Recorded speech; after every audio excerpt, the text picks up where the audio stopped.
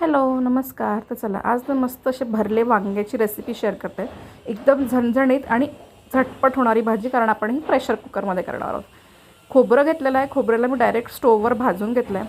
कांदा घेतला आहे दीड, त्याला मी तेलामध्ये थोडंसं गुलाबी होईस्तोवर भाजून घेतलं आहे. त्याच्यात कोथिंबिरीच्या काड्या घातल्या आहे.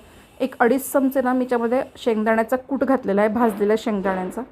त्याच्यानंतर ना थोडेसे धणे घातले आणि ह्याला परत थोडंसं भाजून घेतलं आहे. थंड झाल्यानंतर ना मिक्सरला वाटून घ्यायचं. त्याच्यामध्ये मग आलं लसणाची पेस्ट घालायची, तिखट धने जिरे पूड घालायचा, काळा मसाला घालायचा, थोडीशी हळद घालायची.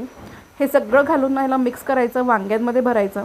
तेलामध्ये ना थोडेसे टोमॅटो घातले आहेत मी, त्याच्यावर भरलेले वांगे ठेवायचे. 3-4 मिनटं तसंच वाफेवर होऊ द्यायचं. त्याच्यानंतर आपला जो उरलेला मसाला आहे तो घातला आहे मी. शिजेल एवढं पाणी घालायचं आहे. कुकरच्या शिट्ट्या लावून घ्यायच्या. 1-2 शिट्ट्यांमध्ये छान शिजते भाजी.